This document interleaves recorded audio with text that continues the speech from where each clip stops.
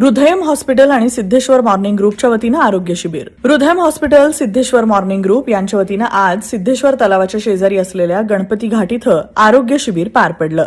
या आरोग्य शिबिरास भारतीय जनता पार्टीच्या शहराध्यक्षा Rohini Tadwalkar, Ram Tadwalkar, doctor Suhas Karkamkar, doctor Manik Gurram, Sajjan Nichal, doctor Sachin, doctor Amit Bhosale, doctor Chandan Ravva, M.K. Patil, S.M. Patil, Shivaji Survase, Deepak Arve, Basavaraj Salgar, Shiv Patil, Somnath Bhogade, Raju Vijapure, Shivkumar Patil, Anil Wajirkar, Laxmikant Birajdar, Shyambhau Dhawane यांच्यासह हृदयम हॉस्पिटलचा स्टाफ उपस्थित होता.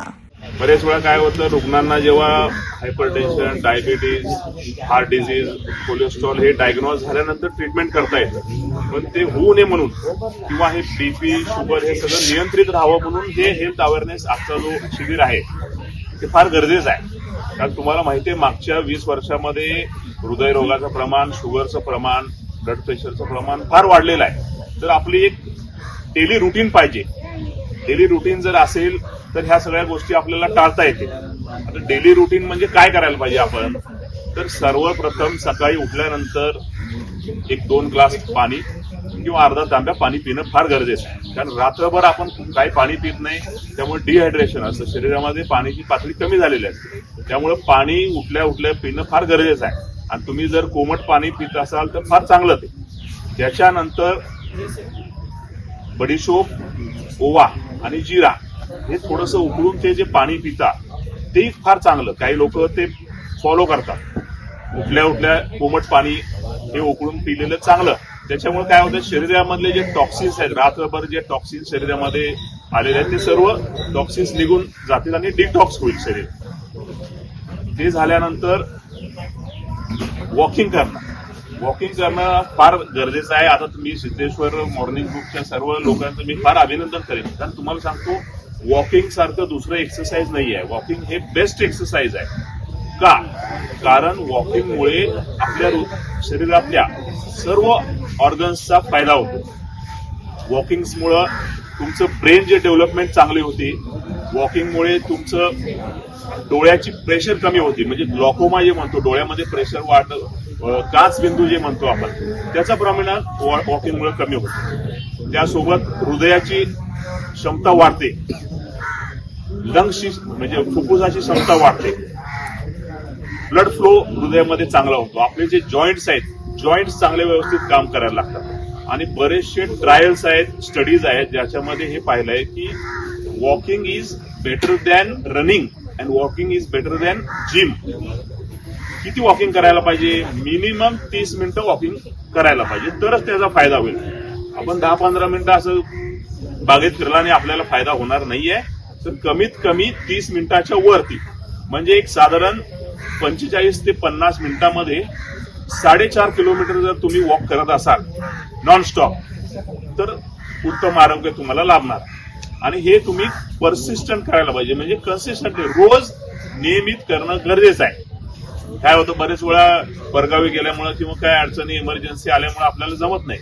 परंतु आठवड्यातनं 3 ते 5 दिवस तरी कमीत कमी वॉकिंग हे केलं पाहिजे. याच्याने तुमच्या शरीराला फार चांगल्या गोष्टी होणार आहेत. तर वॉक झाल्यानंतर घरी आल्यानंतर तुम्ही थोडंफार स्प्राउट्स, कडधान्य, मोड आलेले कडधान्य खाऊ शकता, फ्रुट्स खाऊ शकता, किंवा 4 बदाम, 4 अक्रोड भिजवले असतील तर ठीक आहे, किंवा त्याचे कच्चे खाऊ शकता. ही तुमची दिवसाची सुरुवात अशी झाली पाहिजे. त्याच्यानंतर नाश्ता थोडंफार तुम्ही जे काय उपीट, पोहे, जे काय नाश्ता घरी करतात ते तुम्ही घेऊ शकता.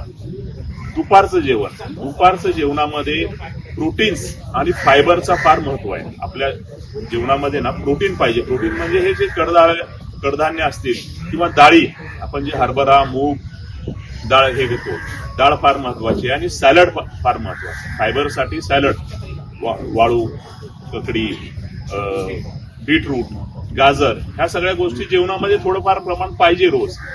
भात एक टाइमच करा.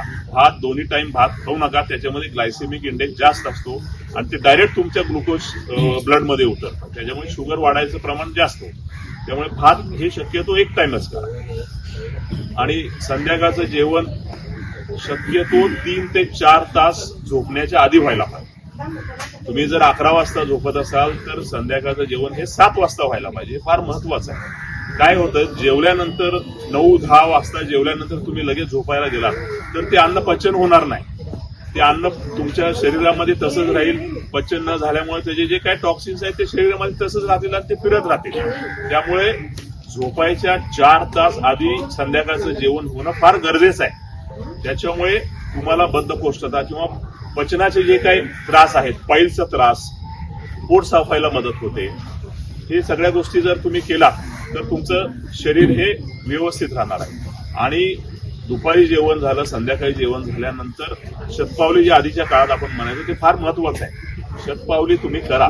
जेवल्यानंतर लगेच बसू नका, टीव्ही वगैरे ऑन करून बसू नका, सिरियल बघणे हे गोष्टीपेक्षा जेवल्यावर एक 15 मिनिटं तरी तुम्ही चाला आणि स्लो वॉक करा.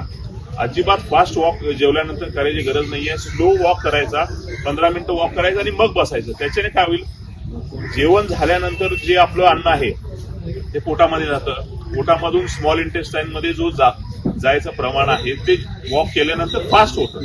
त्याच्यामुळे पचन चांगलं होतं आणि शुगर स्पाइक जो आहे तो होत नाही.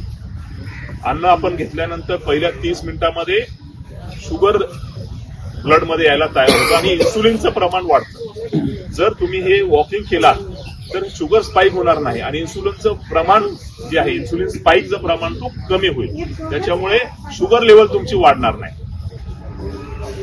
असं 15 मिनिट तुम्ही जर शतपावली केलात आणि त्याच्यानंतर बसलात तर चांगली गोष्ट. जयदीप जानकर ग्रुप, जे कन्स्ट्रक्शन यांचे वसंत विहार, जानकर नगर आणि जुळे सोलापूर या ठिकाणी सर्व सोयींयुक्त 1 BHK, 2 BHK आणि 3 BHK फ्लॅट उपलब्ध.